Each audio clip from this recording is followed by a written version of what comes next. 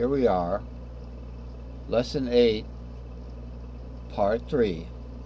We were talking about the A shape pentatonic. This is a map now. So this would be the A shape pentatonic from frets 2 to 5. Alright, here's 0, 1, 2, 3, 4, 5. Now, the A shape starts on the red note, which is the 5th. A starts on the 5th. That's just a little check that. Yeah, it looks good, but I don't know why. I don't remember. Neither do I. No, I know why it starts on the 5th. I could show you in the charts. Here's A. Look, there's even an A starts on the 5th there because the A shape. Okay, that's all it is. It's a shape. They call it the A shape because it's similar to a real A. Open A. Anyway, before we forget where we're gonna go, you know, here we go. So from frets 2 to 5, the reason why is because the A shape starts on 5, which is fret 3, but then it goes over to fret 2. That's why this range is from 2 to 5. Okay, on these frets.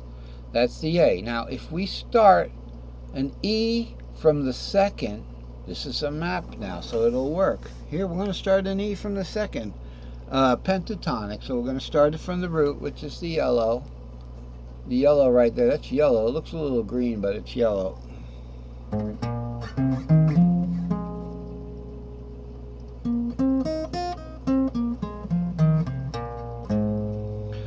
So that is there, okay? Now I would gather that we just kind of go, we just repeated the top string as the bottom string in the E there. Well, that's wonderful. You can always do that. You know, go back into an E there, and when we get up to the next one, maybe we'll be doubling. We will be playing more bottom strings. But what do we play? What do we play? Well, what did we just do? We just did an E from the 2nd string. Well, guess what? Over here on the rendering chart, an E from the 2nd string became an A. Okay? So, watch that now again. E from the 2nd string.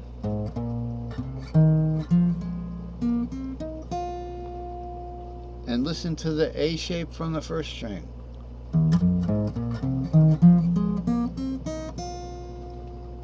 Okay, so it checks. It checks. That is what we're doing. That's what we're talking about, playing caged from different strings. Alright, so that's part 3. We got a little extra time. You know, hopefully I've made the point. We could look at another one. Always keep going on this. So let's look at A from the 3rd, A from the fret 4 to 8. Okay, 1, 2, 3, 4. Remember, A is going to start on the 5th, but it's from fret 4, right? Where are we? A from fret 3. So there should be, there it is. There's the A we're going to start on here in fret 3. Okay, we're going to play the A from there.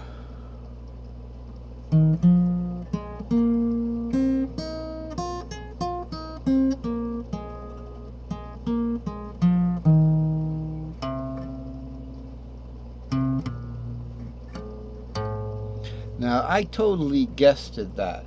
I don't know what this thing becomes. This is horrible. It's like it became a G. Let's look at that. A from the 3rd fret becomes a G.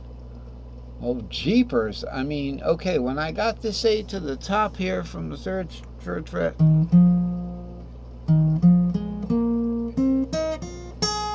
I saw this, but I thought it was a C. It was a G.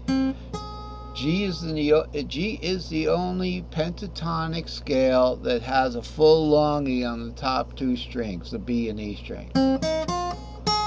Remember, this is by the way, I down-tune my guitar, so you would get where you would hear a C here. It would sound like an A flat for you. So better to just watch, let me do the playing for now.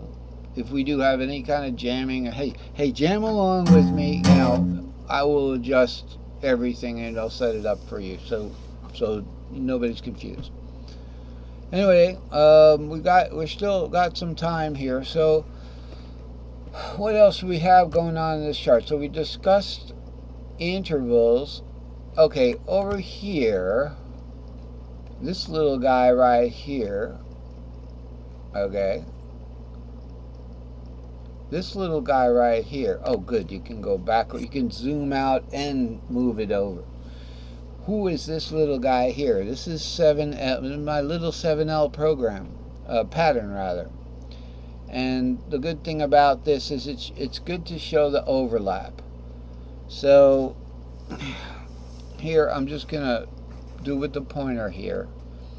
2, 3, 4 is a D, is the bottom string for a D shape. Okay, this doesn't have to have 6 because the pattern repeats after 5. This would be good for a bass player or somebody with a 5-note all P4 tuning, as I found out. But I don't want to buy a bass. It just take up more space in my room. So the 2, 3, 4 is the D shape bottom strings. Okay, so it'd be D shape, and it happens to be in the key of C too. Is the D note. All right, so it'd be D, E, F. Okay, and this is the 7. This is the S3S right here. I'm outlining it right here. So that's the unwarped pattern with the D note.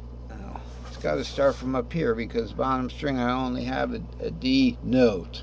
Remember, this is going to come out as a B flat, but I only have the D note here. It goes.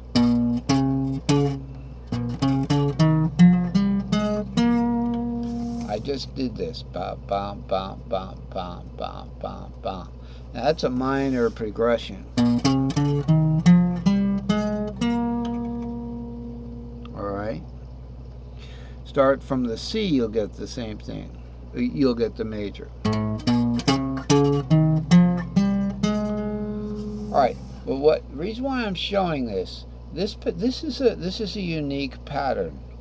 Okay, and we've got things to look forward to in the coming videos when we start to talk about the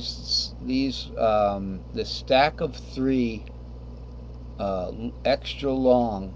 These are 3 whole notes. You got 5, 6, 7, R2, 3, and 4, 5, 6. And on the piano, okay, that's what you have. You have the same thing. I was going to play it, but I haven't tuned the piano, so it sounds just like the guitar. You do have that. Okay, we can zoom out for a second there. Let's not get in it because 7L is a tough discussion. I'm telling you, it's a tough discussion, but it works. I invented this, and I got my S2L stack of 2 long up here. All right, right here. This is the unwarped fretboard. This is a hyperfret. In other words, these 2 guys move over here, and then you get your normal open chord zone. All right. I forgot what I was talking about now completely. But 2, 3, 4 is shared by 3, 4, 5. So the 7L stacks an S2L on an S3S. Shared next to an S2L stacked under an S3S. Okay, and that's it. That's just the 4 of them, and that's where they are. Okay, so it's this guy on top of this guy, and then shared part of this one on top of this one. All right, and so that's what makes things work. I just thought I'd tell you that. So let's do a little bit of playing, and we'll finish up for today.